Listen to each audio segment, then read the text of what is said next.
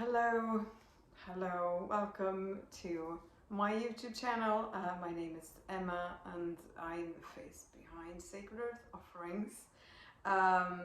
My posting here is not super often, but I am feeling somewhat more engaged in communicating the astrological movements. I'm more used to doing just personal readings and transits.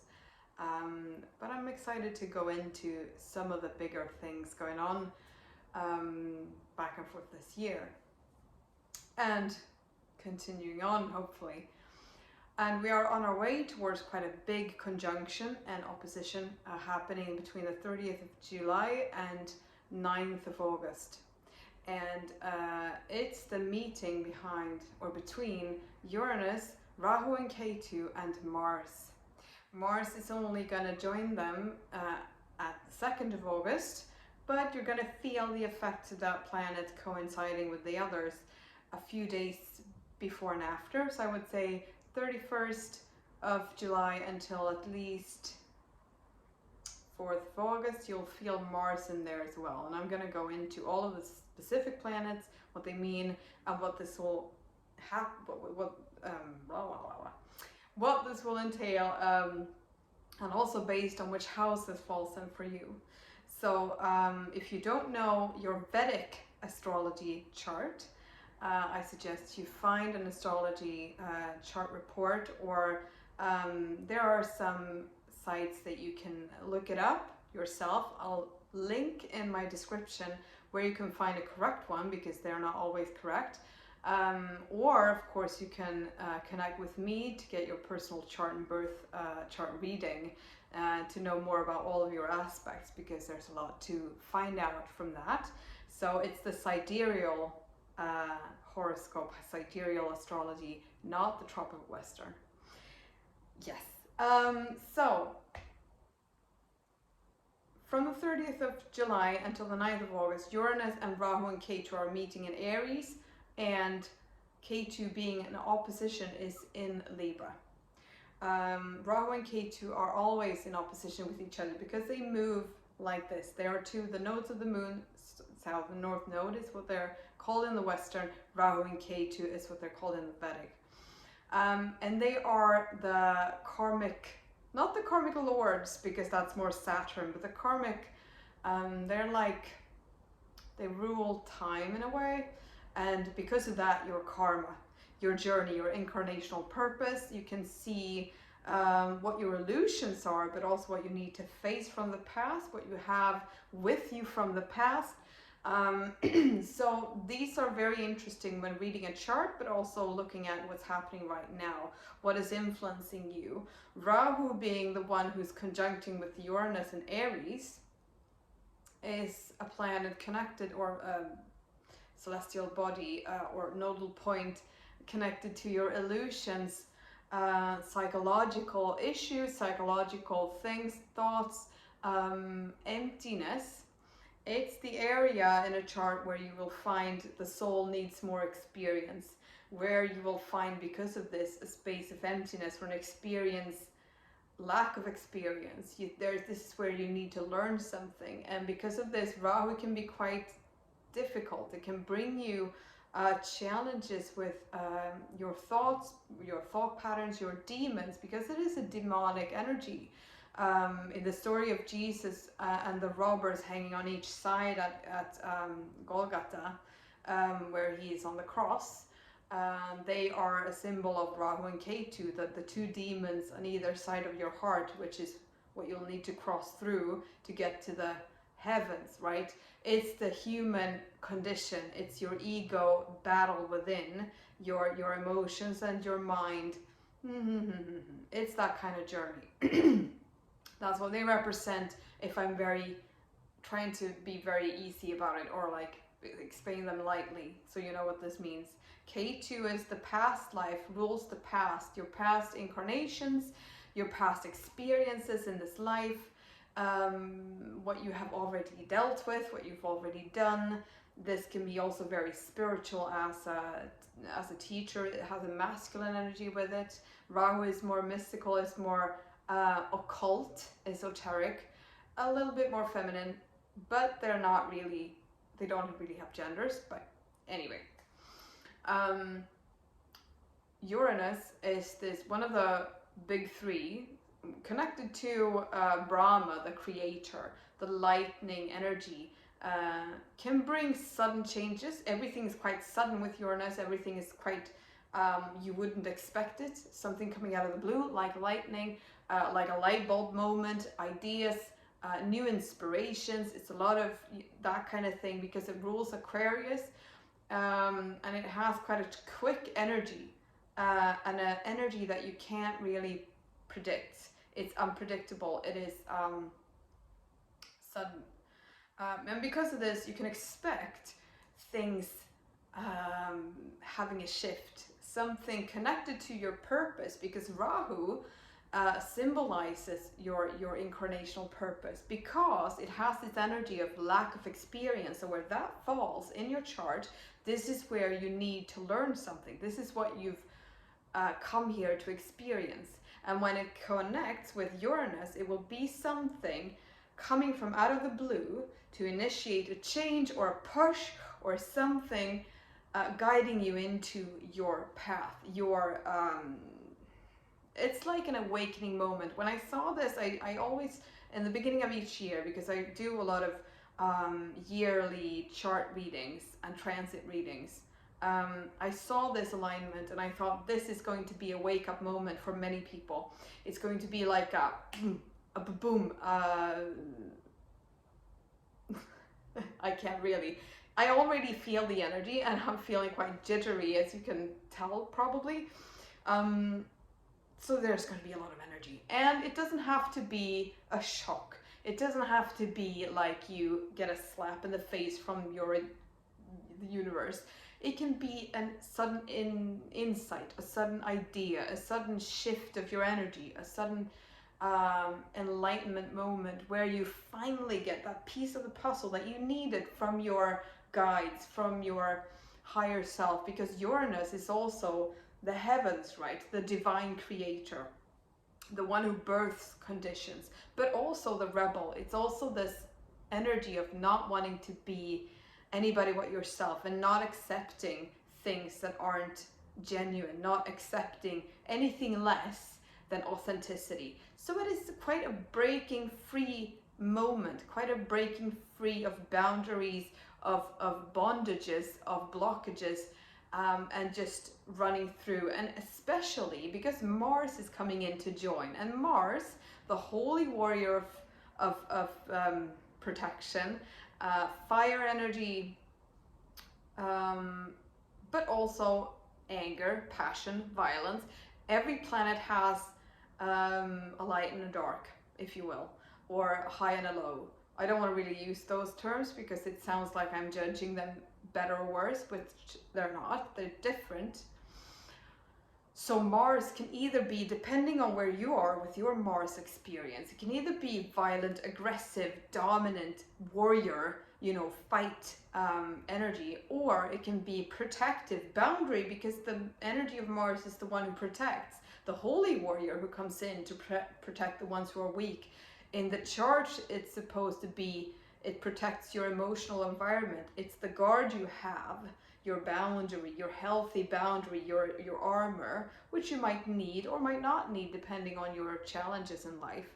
But when Mars comes in and connects with Uranus, which is this sudden pow energy, and Rahu, which is this the connection to your purpose, or to illusion, or to something that you might not look at very clearly. In Aries, Mars in Aries to begin with is fire on fire, with lightning, Uranus, and also, so as you can imagine, this will be quite a pivotal moment. It will be a time to really, words. I want to say that it's a perfect moment to savor. No, it's not the right word. Anyway, it'll come to me. To use this point in time is what I want to say, to make the most of this point in time, because it is like a very juicy opening, and things can happen quite quickly. It can be a quick change. It can be also dramatic. It can be accident prone, because Mars and Uranus together are accident energy, because it's a bit, you know, daredevil like. So don't overtake people on the highway if you don't need to. Be careful when you drive, be careful on the streets, be careful with things, because there's accidents in the air and it can be quite quick. Don't be scared, but just be extra careful. And because it's this kind of heated energy, be careful with your impulsive nature, because Mars is very impulsive, and you can want to make decisions that might be rash, because you get this idea or this change, and I'm like, gonna do this, I'm gonna quit my job now, or I'm gonna break up now, or I'm gonna whatever now. And I just want to say that nurture the idea, take it to heart what they're trying to show you. There is communication coming through, but be a bit mindful to act until it kind of suits, and walk with whatever you receive, sit with it until you know for sure that it's something, you know, that you've understood the message. Because sometimes we are too quick to act on something before we let it sort of marinate within. K2, which is the one that's opposing all of this in Libra. Aries and Libra, you know, generally is the individual connected or opposed to the relationship or the partnership. So in Libra we have harmony, we have I have to shift my stance because it's my legs are falling asleep. Libra is the harmonious meeting. If Aries is I am, my individual self, what's important to me, so that's something that's also in this mix. Libra is, how are we going to connect? How are we going to balance? How are we going to have a harmonious exchange? So that's going to come into the play as well. And things will start to come in from the past when it comes to relationships. Things will come into the past when it comes to balance. Do you need to go back to correct something to maintain a better balance? Do you need to go back to connect or change something when it comes to a person in your past? Maybe. It doesn't have to be that way. I feel like the focal point will be on Uranus, Aries, Mars and Rahu. K2 is, I'm going to go through all of the signs and all of the houses now. And in this, you will get more of a detailed description of what kind of energy will be for you. And because of this, you'll have to have your chart, and it is not the Western. You cannot use the Western at all. So, because they shift, they're different. Okay. So if this is going to happen in your first and your seventh house, I also want to say I'm going to link the times, so you'll know. You can just click on your ascendant, because I'm going to go through the ascendant. So if your ascendant is in Aries, this will happen in your first and seventh house, which I've already now kind of talked about. But for you, it will be connected to your self-image, your individuality, you. What do you want? What are you here to discover? What are you here to do? Your relationships, your connection to soulmates, your connection to other people and yourself is going to come up into play. It's going to be clarified in some way. It's going to be insights or breaking free. It might be that you need to break free from relationships that doesn't serve. There's also energy connected to, if you have an Aries ascendant, of Saturn going soon into your house of friendship. So I feel like friendships is also on the table here. The seventh house, because it's connected to marriage, is not only related to marriage energy, it's also business partners, anything where you have a contract, soul contract, friendships too. If this happens in your second house, meaning you will have a Pisces ascendant, so I'm going to go backwards now. If this happens in your second and eighth house, this will be a shift connected to money, values, and food.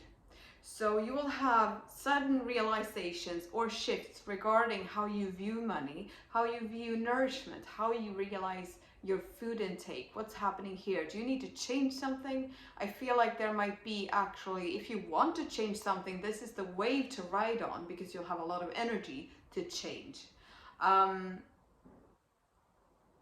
It will be connected also to your 8th house. So here, K2, also with Aries, I want to go back and say things might come up from the past with your relationships. But yeah, if it's in the 2nd, 8th house is your psychological depths. Might be trauma, might be your occult senses, things coming up from the past. It could be ancient gifts when it comes to occult activity, going deeper into this place. And this is going to be something that's going on for a while. But yeah, 2nd house is values and family as well, childhood. So it could well be that you will have insights or arguments with family, and conflict energy around family. So be aware of this. If it happens in your 3rd and 9th house, there is a connection to siblings, your role in the community, travel, movements. So if you're going to travel during these days, be mindful, be careful, be extra cautious of everything that you might encounter. Yeah, do not be afraid, but just be aware.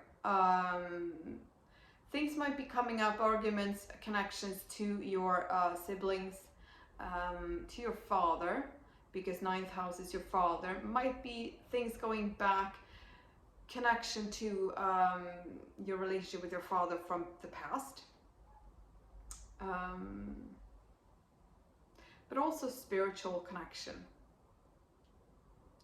Could be also that I have creative ideas, writing, channeling, connection to arts. Yeah.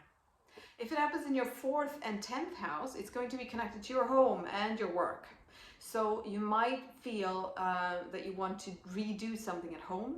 The way you feel in your emotional space or connected to your mother might also come into play, because it rules relationship with your mother, but also your home and your emotions and your sense of happiness within yourself. So I feel like this might be a breakthrough if you have issues with your mother, or if you have issues with your home.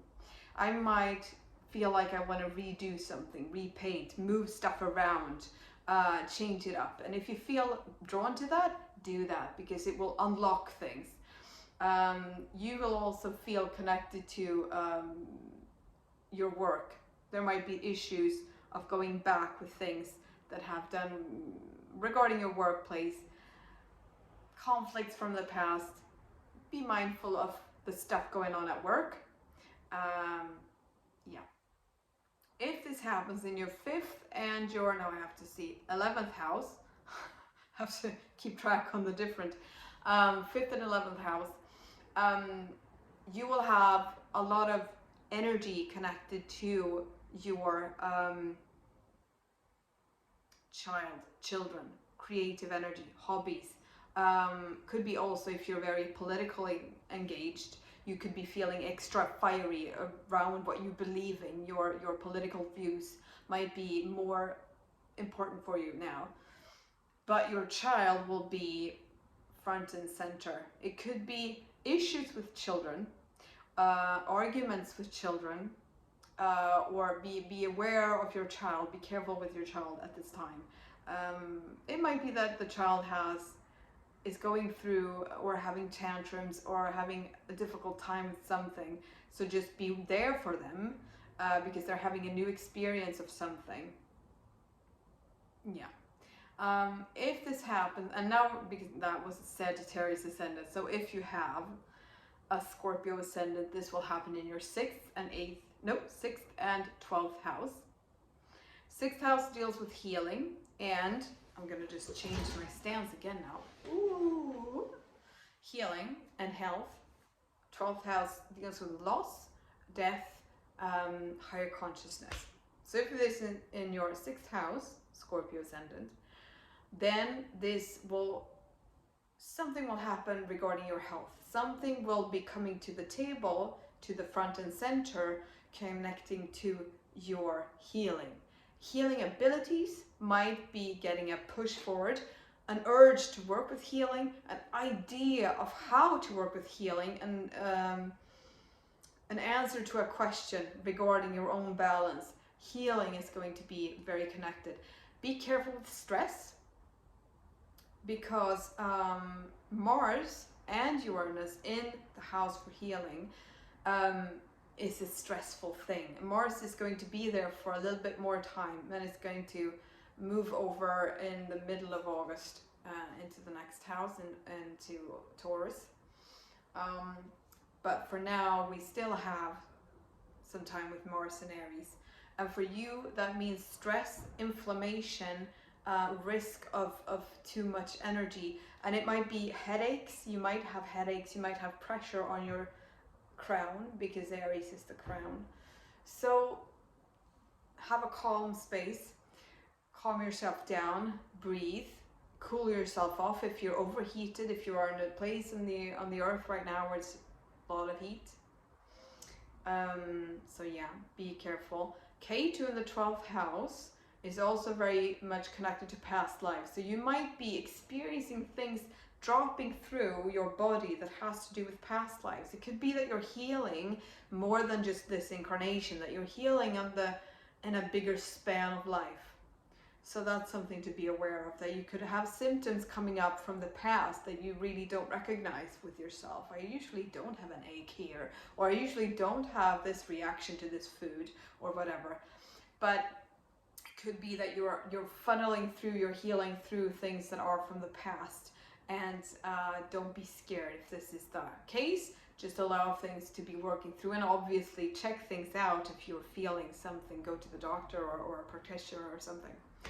If this happens in your 7th, connected to 1st house, meaning that you have Uranus, Rahu, Mars in the 7th house, you are Libra ascendant,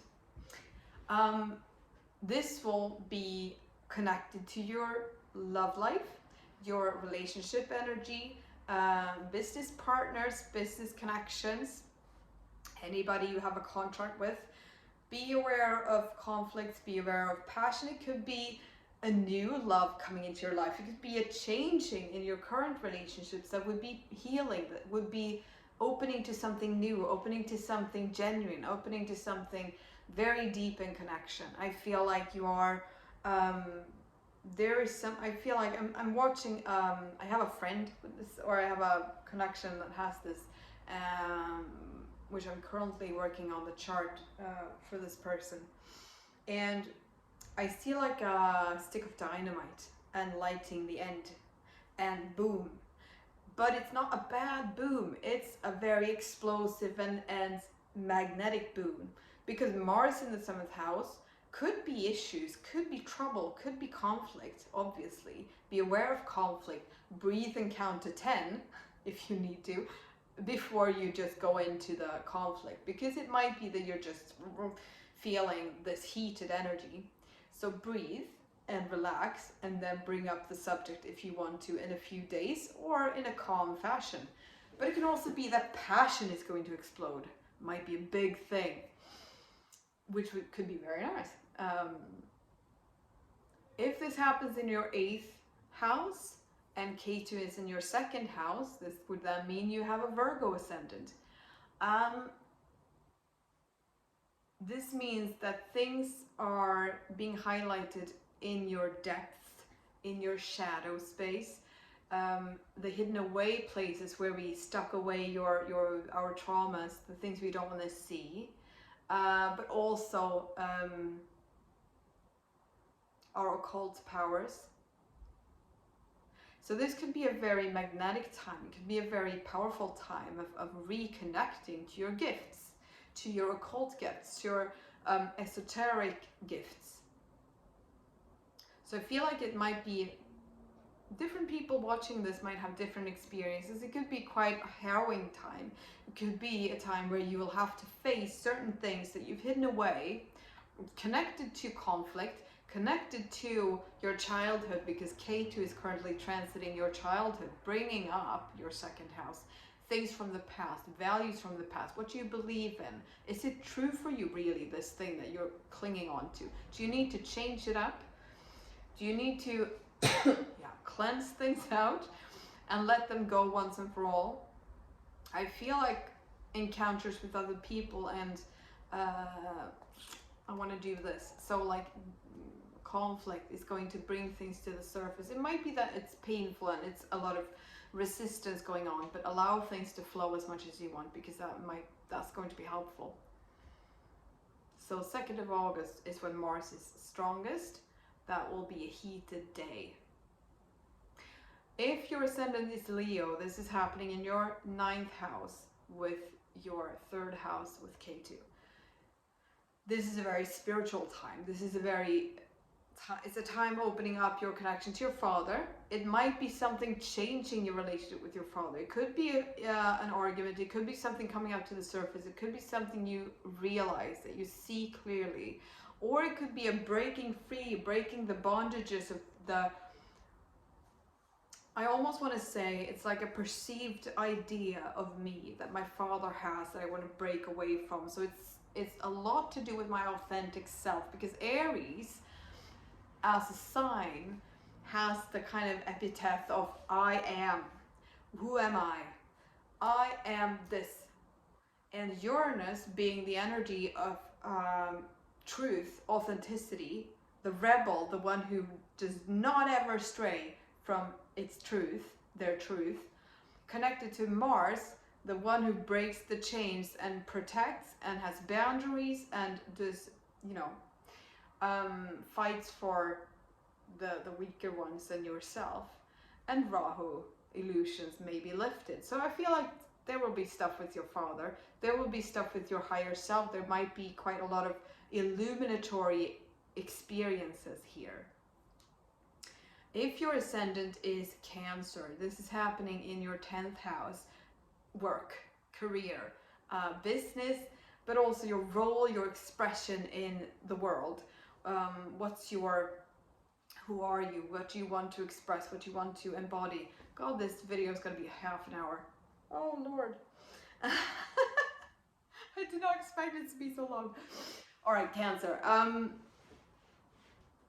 Cancer, 10th house, yes. So K2, 4th house, things are processing with your mother, dealing with the past and your mother and your emotions. Past emotions, past relationship with your mother. The current time, what do you want to do?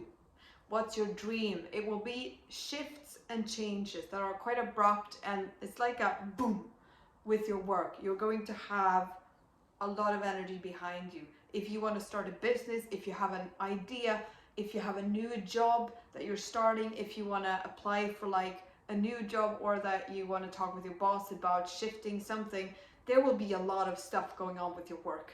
There will be a lot of stuff being initiated with your work, because I feel like it's going to keep going. There's changes going to continue connected to work. A new time, a new phase. If you remember, the past solar eclipse was also in Aries. So Aries as a sign, as a house, is being highlighted. And that was a couple of months ago. No, it was 30th of April. So 3 months ago.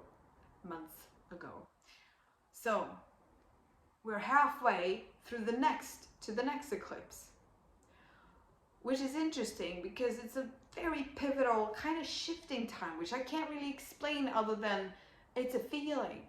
And I feel like for you, Cancer, your work and what you're here to do, I'm almost falling off my stool, is going to change. It's going to start to change. If you haven't felt the change, it will come. Be open to new ideas. If your ascendant is Gemini, this is happening in your 11th house. For friends and groups, dreams, extra money, extra income, but dreams. So I feel like there will be a lot of changes with friends. There will be a lot of illumination connected to your friendships, your groups. Who do you hang out with? It might be that you feel that certain friendships aren't what you thought they were. You might see the truth of specific relationships more as you go through this transit. You might see that you weren't as free as you thought you were.